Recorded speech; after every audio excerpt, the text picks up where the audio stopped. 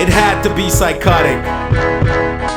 It's like nobody else is more qualified. What's up, boy? Yeah, Numb City, what up? I feel on top of the world, man. Yo. Yo, in the city of my birth, I stay perched, apex in the totem pole. Underdeveloped enough not to have sold our souls, but still ravenous to grow. Another poster showing off the fact that we'll have another show. Get the bond for free on Thursday nights, BIT. Story is quite a sentimental one for me because it started in my grandparents' house. So there was this vinyl by Curtis Blow that my uncle used to play religiously, and I used to look at this thing, listen to the music, you know, and it kind of seeped into my being, you know, and that's basically where I heard hip hop for the first time. You know what, man? I'm very much excited about where hip hop is going in general. You know what I'm saying? I feel like we are finally coming into our own in terms of like being able to identify ourselves, you know. And I think the music right now is celebratory. It's not anymore overly conscious, or, you know, we've passed that, and I think people are tired of that. So I'm really appreciating where the guys are right now.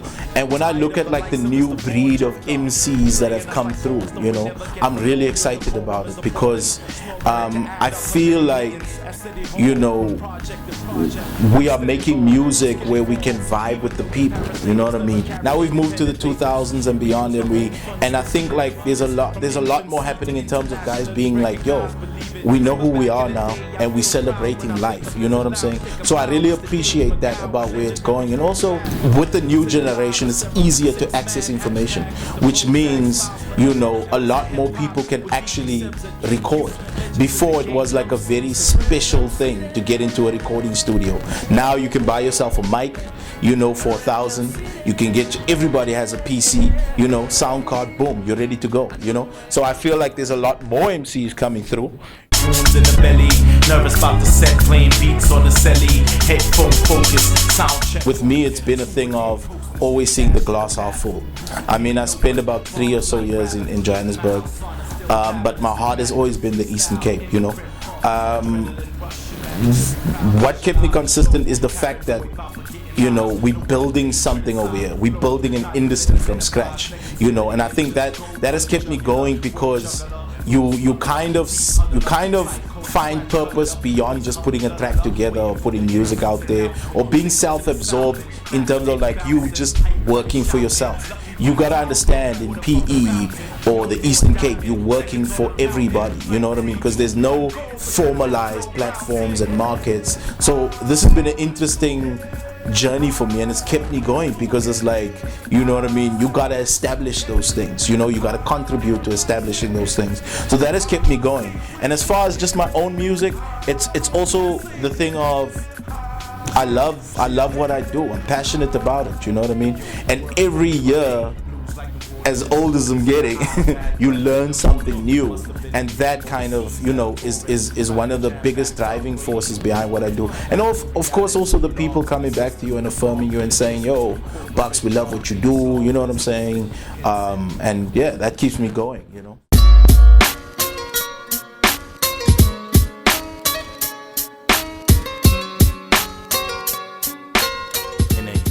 I identify myself with beyond Afrikaans and English. I've got a long-standing relationship with like even Spaza rap or Xhosa rap, you know what I'm saying? Not to say that I do it per se, I'm mixing it now, but I think like I cannot be boxed in any one of those two. It's a language medium. I feel like English is the universal standard, and that's what I came into hip hop, you know, listening to English, you know what I mean? And then later on, I kind of found out that you know, vernaculated languages, and started embracing that, you know, and started to understand the fact that I need to be able to speak to my people.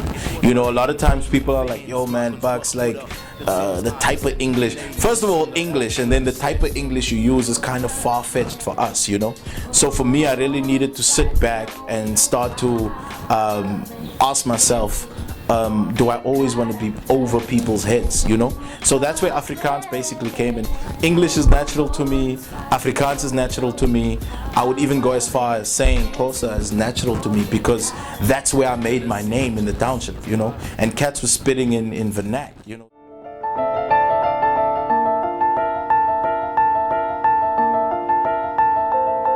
This is touch my Tai Chi, my tongue just might be faster than a black mamba. Excited to speak about the Warning video, man. I worked very closely with a guy called Jeff Hawkins. He's actually from Queenstown, lived in Port Elizabeth. We studied together, you know. He's working for national broadcast at the moment, and we still have a relationship. I think the videos that you've seen from J-Bucks all have been Jeff Hawkins, but the Warning video specifically was quite interesting because I had shared the idea for what I wanted to do with the song, and I imagined myself flying through portals and whatnot, and Jeff kind of interpreted that and just did time lapses with the lights, you know. Big ups to Ross Kennock, you know. I think he was the one who did the time lapses, and we just added that footage together.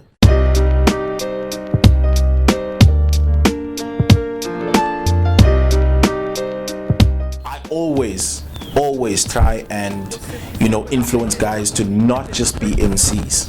A lot of guys are not natural MCs, you know, and I try to explain this to guys that, you know, it's okay to be part of the other side of the culture, the alternative spaces, fill the gaps, you know.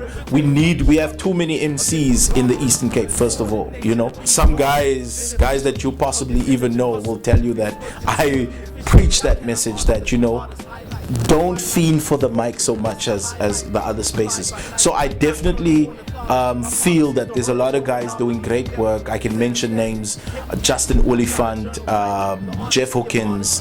Music is in what goes on behind the scenes, and us building teams of people, you know, instead of everybody fiending for the mic. I don't think that's where it's at. We know everybody can't fiend for the mic. We need to learn to understand that successful artists out there have managers, they have producers behind them, some of them even have writing aids, you know what I'm saying, graphic designers, the visual aspect, photographers, you know, marketers.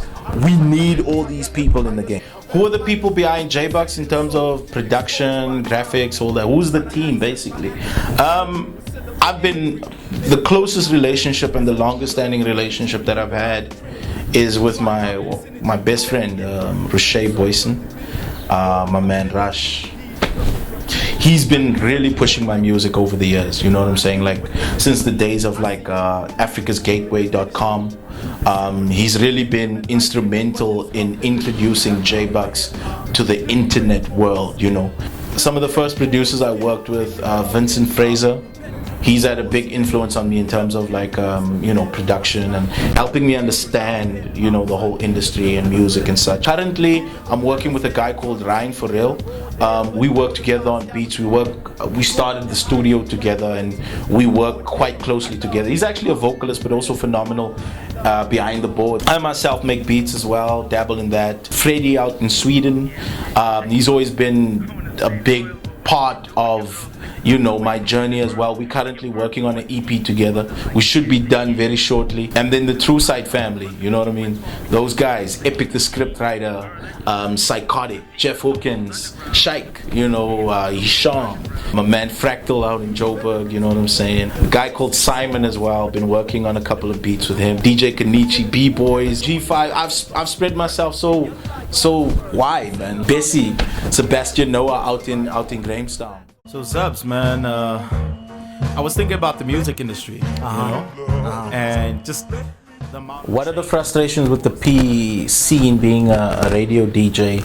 Let's talk about what excited me about it. What excited me about it was the sprouting of different geographical sort of spaces where you found a specific style. I like that.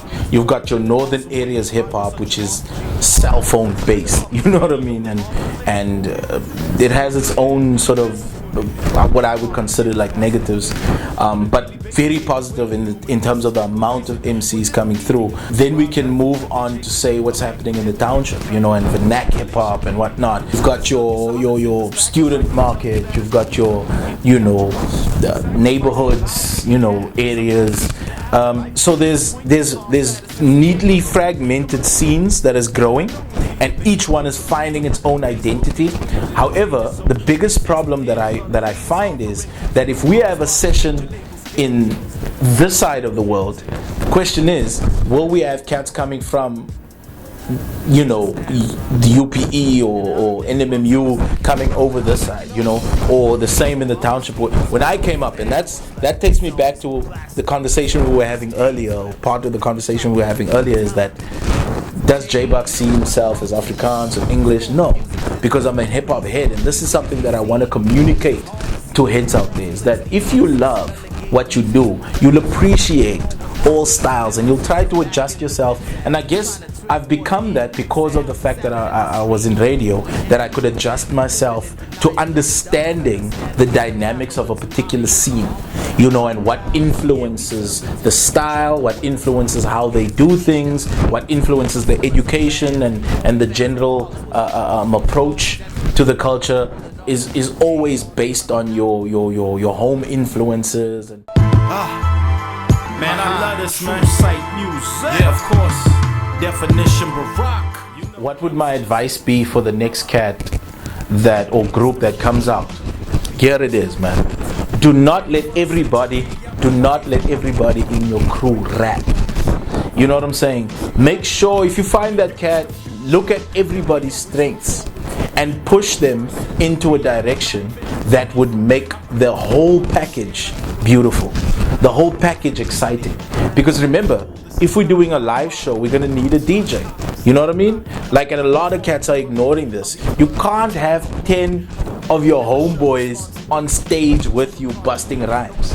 You know, somebody's got to be a DJ. Somebody's got to hold the camera, because these days you got to be on the cutting edge. You got to be on every platform. If you're 10 guys, make sure that you figure out who are the strong MCs and let them be MCs. If somebody else is a singer, let him sing. You know, if somebody else is good at mixing songs together or understands that world, let him be a DJ. If somebody else dabbles in graffiti or dabbles in graphic design, make sure that person develops himself in that area. If somebody's into video, let them do that, so that by the end of the day, your artist profile and your package is bigger than just the audio format. You know what I mean? You will have videos. You will have a dope live performance. You will have dope photography that goes with your group. You know what I mean? So this is something that I feel strongly about, is that it lacks in the Eastern Cape, and we need to get that right. Make sure you have a strong team of people behind you,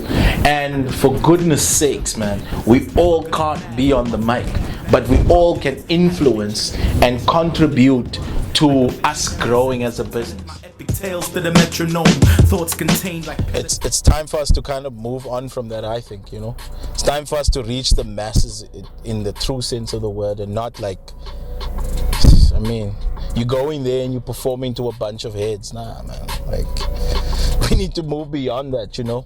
As you were saying earlier about like saying that people they just affirm you because they know you, you know. So it's time for us to move to a place where, you know, they don't know you, like, and they still love your music because you put on a good performance. That's something that's very important to me. Like, how I fragment a good performance is not always by just mere virtue of how the crowd responds, but I watch you perform, you know, because the question is, if you perform to a crowd of people that don't know your music, you know, would they respond to it, you know? I can share life with all of you, share life with all of you. Yo, it's the future that we always look forward to. 21st century. True Sight Music. Remember, I got a project coming out with Definition Barack out in Sweden. Big ups to my mans in Sweden. It's called the Gas Station EP. Then I've got some bangers dropping very soon, man. So check that out. Yeah. All of you, we built this from nothing. So for all those that contributed to me developing as an MC and as a human